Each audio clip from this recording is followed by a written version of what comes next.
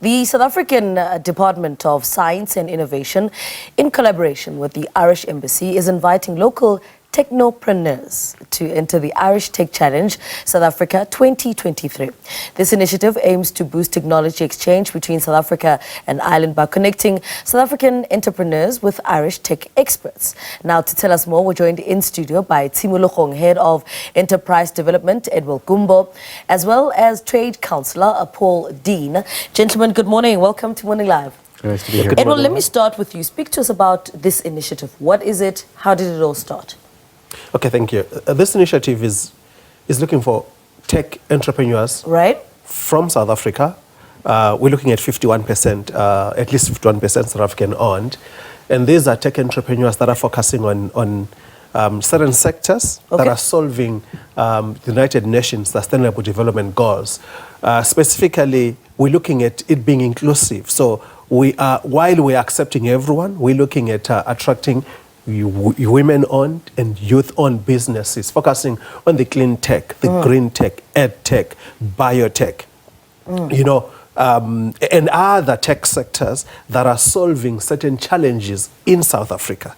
So this tech challenge then seeks to identify those tech entrepreneurs, and then we'll have an acceleration program for them, a program of support them, and then we'll introduce them to the Irish tech ecosystem, where they'll have access to many other benefits, access to the Irish tech ecosystem. Paul can talk about what are the benefits of Ireland themselves being a leader in tech startups.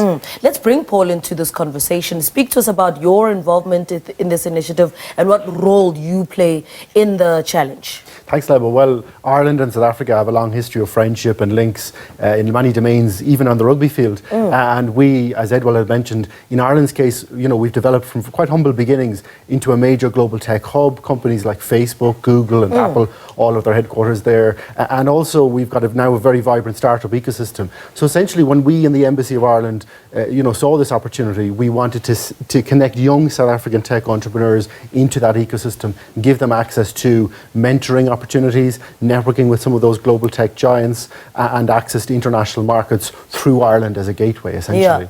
Speak to us about why the Irish techno space is so seamless. What are you guys doing well?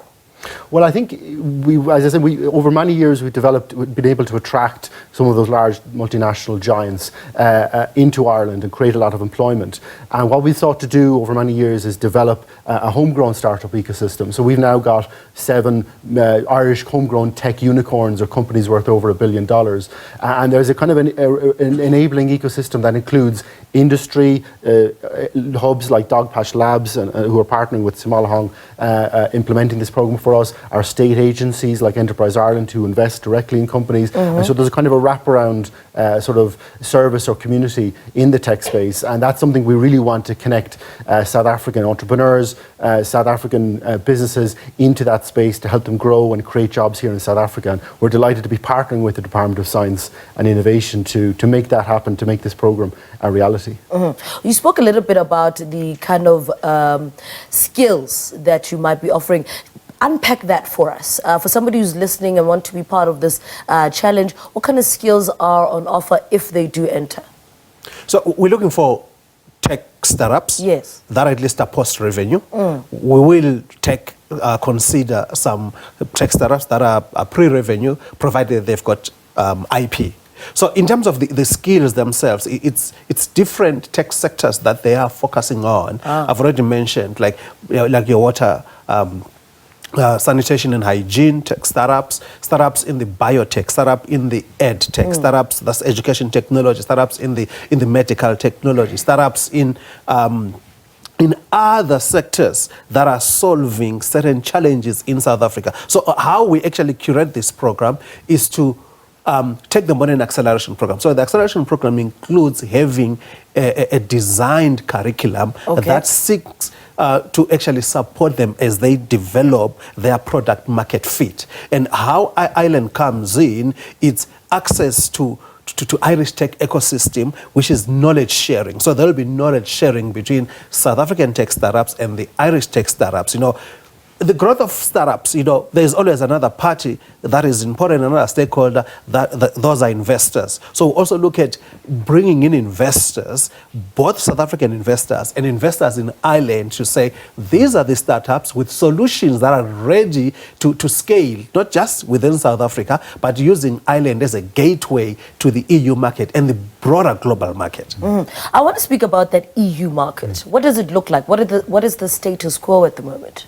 Well, I think it's just a really important point, that why this is of benefit to entrepreneurs. Ireland is a member of the European Union. We're at the heart of the European Union, and many of the major global tech companies have bases and operations in Ireland. So there's a freedom of movement, obviously in Europe, and an access when you're in Ireland. So if you're a South African entrepreneur, you're looking at Ireland, as well as the fact that Ireland and South Africa have a visa-free status, as well as the fact that we're on similar time zones, we're both English-speaking. It's also an outward-looking market into the broader European market, a major free trade area, and it's something that has membership of the European Union for Ireland has really helped us develop our homegrown businesses, develop our talent and our skills pool. That's helped us develop the kind of tech ecosystem that we have today.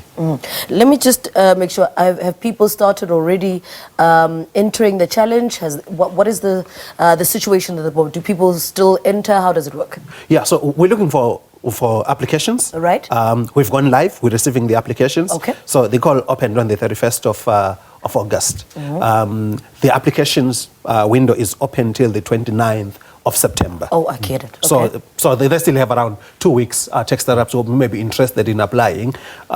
We actually just had even an information session, but if you go to the website www.irishtechchallenge.com, you'll get all the details in terms of what you need to apply, as well as the criteria in terms of, do you qualify to apply for this challenge. All that is on that website that I've mentioned, www.irishtechchallenge.com. And how do you, I know it's difficult, but how would you measure the success of a project like this in terms of relations between South Africa and Ireland that goes way back? Well, it does, and our political relationship is very strong. Our people-to-people links are very strong, and we have some links already in the space between entrepreneurs, between businesses. That's something we really want to grow, and so it's a very good point. What does success look like? I think if you look at last year's program, the pilot, the 5 startups we brought to Ireland and have developed their businesses, they made links. They have through partnerships. They have new business partnerships. They've developed new business models. They've grown their business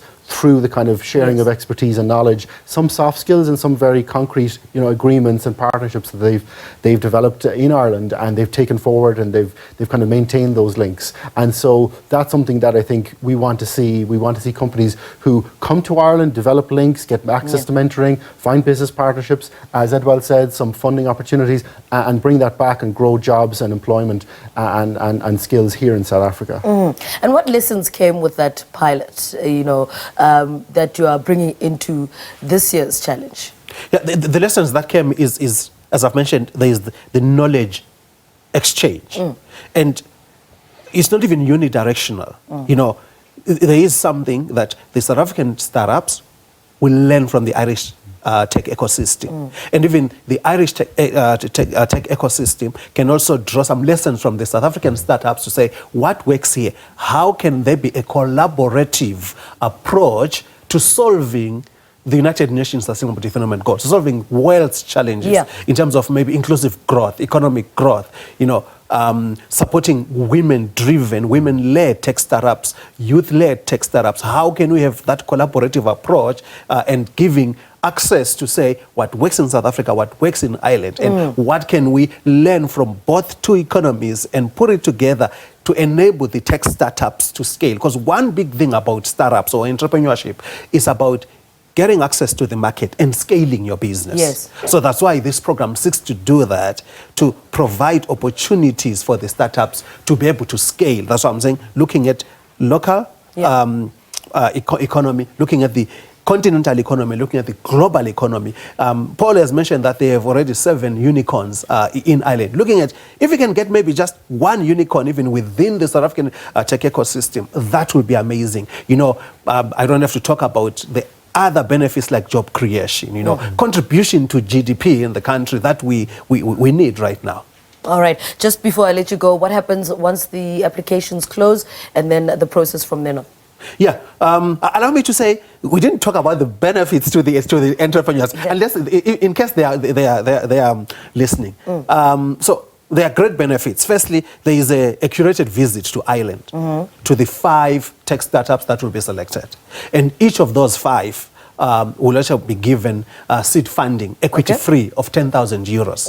Those are some of the benefits, in addition to having access to mentorship, access to world mentorship, access to mentors in Ireland and the ecosystem. So what happens now when the window has closed, we're expecting to receive up to around 100 applications. We will screen the 100 applications and then get the finalists, maybe around the 15 that will then be able to pitch, and then we will then select the 5. By around mid-November, we'll have selected the 5, and then we'll have a demo day where we will announce the top finalists. I know Paul wants to add something on that. Quickly before we have to go. You know, this program, women entrepreneurs, young entrepreneurs, black-owned businesses, we really encourage the kind of bursting talent around this country to come and apply for this program. If you've got a tech solution that addresses sustainable goals, sustainable development goals, and helps the future of this country, please come and join this program. And as Edwell says, the benefits are really fantastic for the businesses that will be selected. All right, gentlemen, thank you so much.